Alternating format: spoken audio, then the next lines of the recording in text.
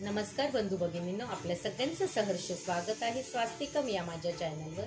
आज मी आपल्यासाठी श्रीदेवी भागवत पुराणातील पुढील अध्याय घेऊन आलेली आहे। तरी आपण सगळ्यांनी हे श्रवण करावं हीच आपल्या सगळ्यांना विनंती।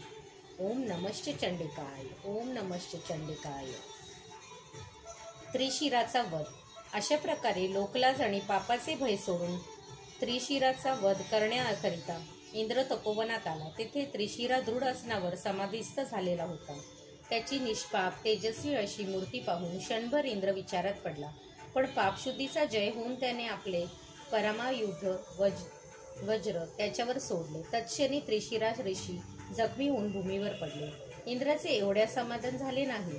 त्याने एका सुताराकडून त्या तेजस्वी मुनीचे शिर धडावेगळे करविले आणि नंतर इंद्र स्वभवनात निघून गेला। इकडे त्या तपोवनात हाहाकार माजला। त्याचे वडील सूत त्वष्टा तर क्रोधित झाले। ते म्हणाले, इंद्राने माझ्या निरपराध पुत्राला मारले आहे। मीही त्या इंद्राकडे पाहतो। त्यांनी अर्थवर्ण मंत्रांनी अग्नीला आहुती दिल्या। 8 दिवस हवन केले। तेव्हा अग्नीतून एक तेजस्वी पुरुष प्रकट झाला।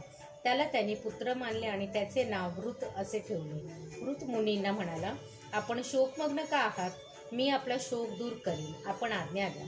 तेव्हा मुनींनी वृत्ताला आज्ञा दिली की इंद्राला ठार मारायचे आहे आणि माझ्या निरपराध पुत्राच्या मरणाचा बदला घ्यायचा आहे।